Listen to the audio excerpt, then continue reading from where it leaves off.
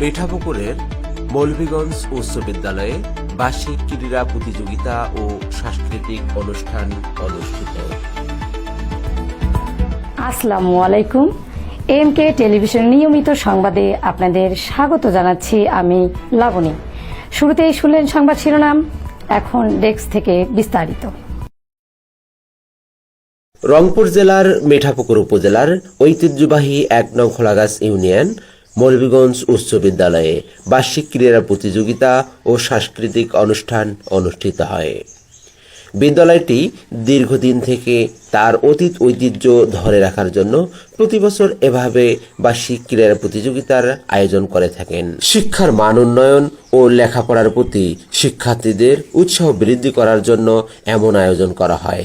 খেলায় বিজয়ীরা উপস্থিত গণ্যমান্য ব্যক্তি এবং আমন্ত্রিত অতিথিগণের মাধ্যমে তাদের পুরস্কার গ্রহণ করেন। অত্র প্রতিষ্ঠানের শিক্ষক জনাব সাইফুল ইসলামের উপস্থাপনায় খেলাটি পরিচালনা করা হয়।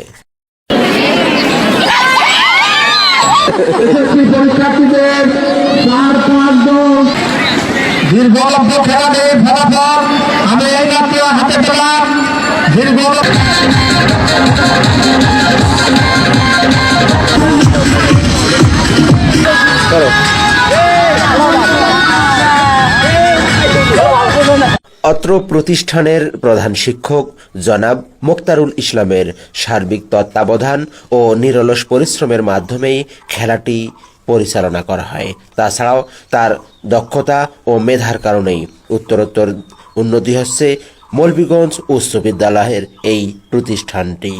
আমি মোহাম্মদ মোক্তারুল ইসলাম, প্রধান শিক্ষক, মৌলভীগঞ্জ উচ্চ বিদ্যালয় ১ নম্বর খোলাগাছ মিঠাপুকুর রংপুর।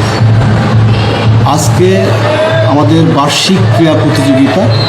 আমরা আসলে দুদিনব্যাপী আমাদের প্রোগ্রামটা হচ্ছে সরকারের কিছু নিষেধাজ্ঞার কারণে, তেল সংকট যেটাকে আমরা বলি, এই কারণে আমরা এই প্রোগ্রামটা আগে একদিনই হতো। আমরা এই সংকটের কারণে দুদিনব্যাপী প্রোগ্রামটা হচ্ছে।